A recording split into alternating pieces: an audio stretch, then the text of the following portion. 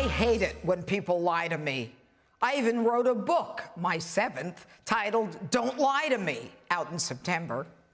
The person who lies assumes you're too stupid to fathom the truth, so they just keep piling it on. In their nomination of Bunker Joe Biden, the DNC described an America that was dark, dreary, and depressing. Everything wrong in America is President Trump's fault. But for Donald Trump, we'd all be happy, prosperous, frolicking along the hillside, picking daisies. They've forgotten that under Donald Trump, we had the greatest economy this nation has ever seen, the greatest employment of African Americans, Hispanics, Asians, and women that this nation has ever seen, more jobs than people to fill them, a GDP brought back from the Obama 1% new normal, 500,000 manufacturing jobs brought back after Obama said it couldn't be done. Under Donald Trump, the economy was soaring. The nation was optimistic because the rising tide indeed was lifting all boats. Michelle Obama proclaimed, "I'm here tonight because I love this country." I was happy to hear this because on March 12, 2008, she said for the first time in her adult life that she was really proud of my country because it feels like hope is finally making a comeback. She was 44 at the time. Then former President Obama, in an unusual display of vituperative hostility relatively foreign in presidential politics, said this. Joe and Kamala will restore our standing in the world, a nation that stands with democracy, not dictators. Really, Barack? Aren't you the one who stood with Iran's Ayatollah, sending him love letters to come back to the negotiation table as Iranians chanted death to America? As Christians were being beheaded, saying at a prayer breakfast that Christians should get off their high horses? You're the one who wouldn't stand with the only democracy in the Middle East, Israel, whose State Department actually gave money that was used in an unsuccessful attempt to defeat Prime Minister Netanyahu. You're the one who stood with Iran and sent them $150 million in cash and $1.8 million on pallets as they lied to you, spinning their centrifuges at their hidden Fordo nuclear facility. And by the way, it was Donald Trump who has forged a historic peace deal between Israel and the UAE, to be followed by many Arab nations. Stand with dictators? You're the one who allowed China to continue to rob us blind in our trade deals and steal our intellectual property. You're the one too lazy to get rid of NAFTA, and you want to talk about dictators? You couldn't even figure out who was friend or foe. ISIS, a JV team? You didn't know if you should contain, dismantle, or defeat them. None of which you did, all of which Donald Trump did. And you and Bunker Joe are going to restore our standing in the world? Now, how is that going to happen? Does Joe start apologizing to everyone for being American? If America is so damn dark and dreary, why do people risk their lives to come here and fight like hell when we want to send them back to their country? Improve our standing in the world? If that means glad-handing instead of receiving money owed, like NATO dollars for American troops and protection, then keep your standing. We'll stick with Donald Trump and get the money that's owed to us. And if the money isn't forthcoming, we'll take our troops out like he did in Germany.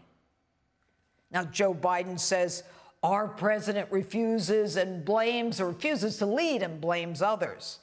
Now, that's rich.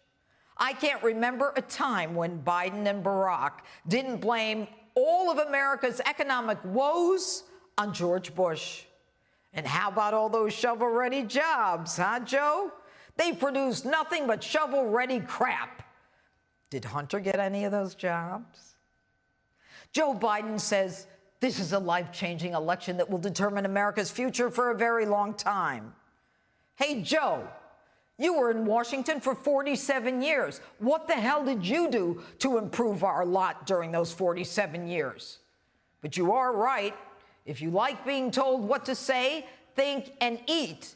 If you like socialism, no police, a lockdown, no guns, and being taxed to the nines, this crew is for you. And you say character and democracy are on the ballot.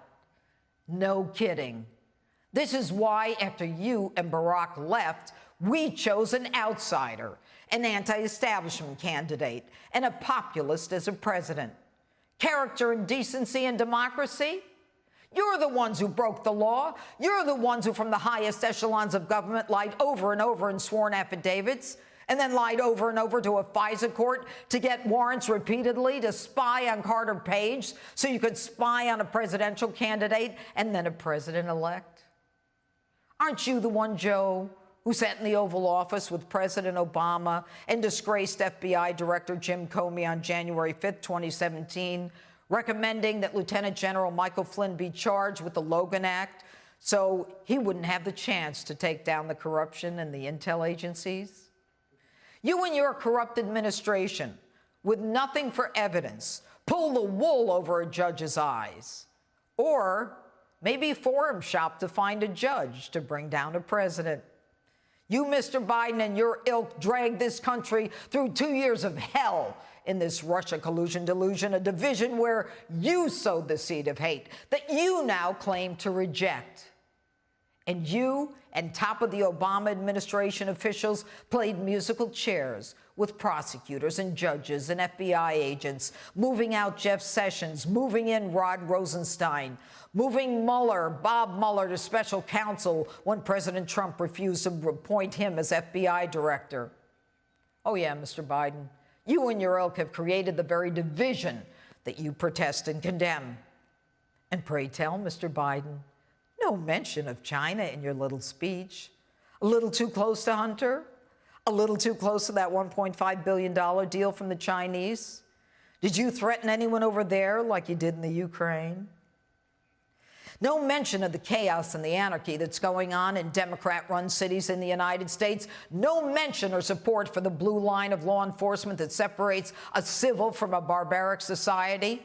You speak of racial injustice, but you say nothing about rioting and looting and burning and shooting going on America's streets. You and your ilk want to confiscate guns. Don't lie about it. And when people use those guns to defend themselves, your ilk arrests them. And Kamala doesn't even think the Constitution prevents her from confiscating those guns. One day you say you're absolutely in favor of defunding police, and then your campaign says you're not. Which lie is it? Both Joe and Kamala are against fracking, but like defunding police, that answer changes. Now there's talk of grandfathering fracking as long as it's not dangerous. Which is it? Pennsylvania, Ohio, and West Virginia are on the line, so why not say you'll grandfather things in?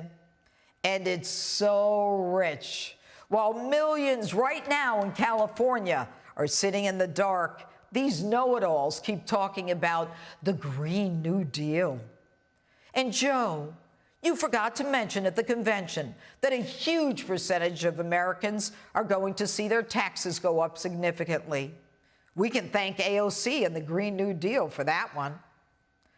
Look, Joe, you know America changed after China unleashed the coronavirus. Wasn't it you and pals Nancy Pelosi and Bill de Blasio who said, let's go to Chinatown after President Trump blocked flights from China? And you called him a racist and a xenophobe? And now you say you'd shut down the country? So you agree the president was right when he did so.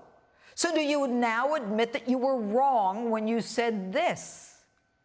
We have right now a crisis with the coronavirus emanating from China. This is no time for Donald Trump's record of hysterical xenophobia. And if you're so experienced about Ebola, Mr. Biden, and pandemics, why didn't you and Barack leave any PPE, masks, and gloves in the event another pandemic were to hit? You're right, Joe. There's too much anger and too much fear. You and your ilk have created it. You have seeded it, cultivated it, and now you're using it as a sword. The American people see through it. Stop trying to ride both sides of every issue, and stop trying to scare people as if you were the only good and decent person in the race. Unlike you, Joe, Donald Trump made his own money, and he hasn't asked the government for it, and he doesn't cut deals while he's in the government for his son and his family. So stop with your sanctimonious, condescending, holier-than-thou nonsense, and above all, stop lying to me. And get out of the bunker.